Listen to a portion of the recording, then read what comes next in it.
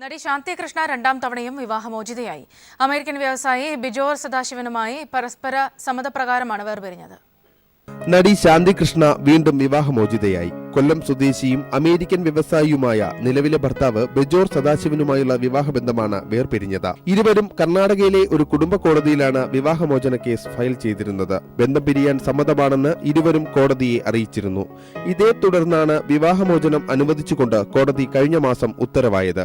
American വ്യവസായി ബിജോർ സദാശിവനും ശാന്തി കൃഷ്ണയും 18 വർഷം മുമ്പാണ് വിവാഹിതരായത്. ബന്ധം വേർപെടുത്താൻ ഇരുവരും സംയുക്തമായി തീരുമാനിച്ചതായാണ് അറിയുന്നത്. എന്തായാലും ഇനി വീണ്ടും അഭിനയ രംഗത്ത് സജീവമാകാനുള്ള തീരുമാനത്തിലാണ് ശാന്തികൃഷ്ണ.